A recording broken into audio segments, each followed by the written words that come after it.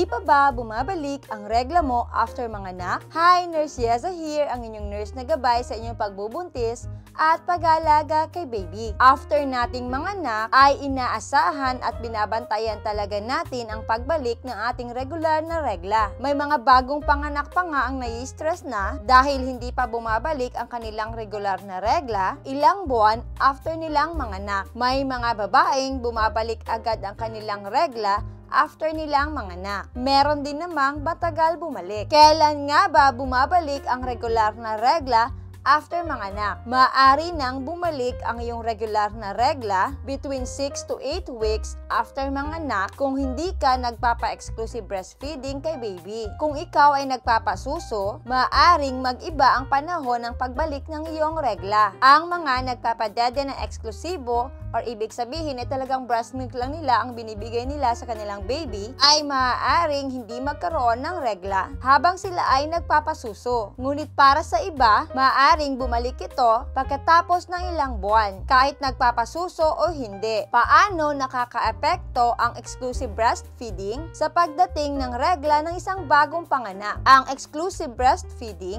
ay nakakaapekto sa regulasyon ng regla ng isang bagong panganak dahil ito sa hormone na prolactin. Ang prolactin ay responsable sa paggawa ng gatas at ang dahilan din ng pagpigil ng iyong regla. Usually, ang epekto nito ay 6 na buwan lamang. Ngunit, maaari din itong umabot ng 1 taon. Kailan babalik ang regla? Kapag bottle feed or formula milk si baby. Kapag si baby ay dumidede sa bote lamang o nagpo-formula milk, mas maaga ang pagbabalik ng iyong regular na regla after mong manganak. Usually, magkakaregla ka na between 4 to 6 weeks. Maaari din itong bumalik kung ang iyong sanggol ay nagsisimulang matulog buong gabi o nagbibigay ka na ng solid food sa iyong baby. Kailan babalik ang regla? Kapag mixed feeding si baby. Habang nababawasan ang pagsuso ni baby sa kanyang ina, mas lalong magiging maaga ang pagbalik ng regla ng isang bagong panganak. Maaari itong bumalik between 6 to 8 weeks. Maaari ba akong mabuntis agad kahit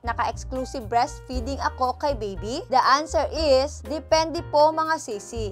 Kung pasok kayo sa criteria ng tinatawag na lactational amenorrhea method or LAM. Mayroong mga criteria para maging effective ang LAM para sa isang bagong panganak. Una ay wala pang 6 months si baby. Pangalawa, hindi pa bumabalik ang regla ni mommy. Pangatlo, exclusive breastfeed si baby o milk lang talaga ni mommy ang kanyang iniinom. Pang-apat ay nasusunod ang 8 to 12 times na feeding o every 2 to 3 hours na pagpapadede. Kung pasok ka sa criteria o kondisyon ng LAM, 98% daw ang chance na hindi ka mabubuntis. Ngunit tandaan mga sisi na ang LAM ay may mataas na chance lang kapag na-meet mo ang mga criteria nito. Ngunit kapag isa man sa mga criteria na yon ang hindi nasunod, halimbawa ay more than 6 months na si baby, ay mahalagang meron din po kayong ibang contraception method na ginagamit. Maaari ba akong mabuntis agad kapag naka-bottle feed o formula milk si baby? Yes! Kapag hindi kayo gumamit ng kahit anumang contraception 4 to 6 weeks after ninyong manganak, ay maaari na naman kayong mabuntis agad kahit hindi pa bumabalik ang inyong regular na regla. Kaya mahalaga po mga sisi na madiscuss ninyo sa inyong doktor ang contraceptive na gagamitin mo bago ka pa man ma-discharge sa ospital para maiwasan po ang mabuntis kayo agad. Maaari pa rin ba akong mabuntis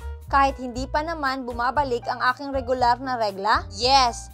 Possible pa din po kayong mabuntis mga sisi kahit pa hindi pa naman bumabalik ang inyong regular na regla. Nauuna po kasi ang ovulation ninyo bago pa man ang regla. Naalala ko yung isang sisi natin na nag-message sa Nurse Yesa.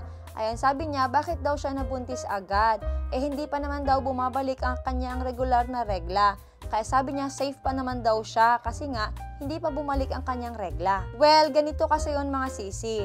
Mas nauuna po ang inyong ovulation bago pa man ang inyong regla. Kaya siguro nung nag-ovulate siya, may nangyari sa kanila ng kanyang mister, kaya nabuntis po siya at hindi na niya naranasan or hindi na umabot sa kanya ang kanyang regular na regla. Kasi nga, may nabuo na. Kaya wag pong maging kampante mga sisi na hindi kayo agad mabubuntis dahil hindi pa bumabalik ang inyong regular na regla. Manigurado po kayo at gumamit na ng contraceptive. By the way, mga sisi, nanganak po ako noong July 24, 2023. Pero hanggang ngayon ay hindi pa po bumabalik ang aking regular na regla. Siguro dahil hanggang ngayon 9 months na si baby, pero nagpapa-breastfeeding pa din ako. At kung tatanungin nyo naman kung anong contraception method ang ginagamit ko ngayon para maiwasang mabuntis uli, well, nagpa-tubal ligation or ligate na po ako. Yes, dahil CS po ako mga sisi, nag-decide na din kami ng asawa ko na magpa-ligate na din ako. Dahil decided or sure naman na talaga kami na hanggang 2 lang ang gusto naming maging anak. Ang pagbabalik ng regla ay iba-iba po sa bawat kababaihan at nakadepende din ito sa ibang factors. Ngunit tandaan na kailangang madiscuss ninyo sa inyong doktor kung anong klaseng contraception method ang gagamitin ninyo para maiwasan pong mabuntis agad. Again, ako po si Nurse Yeza, ang inyong nurse na gabay sa inyong pagbubuntis at pag-aalaga kay baby. Naway magkaroon po kayo ng isang healthy at safe na pagbubuntis. God bless!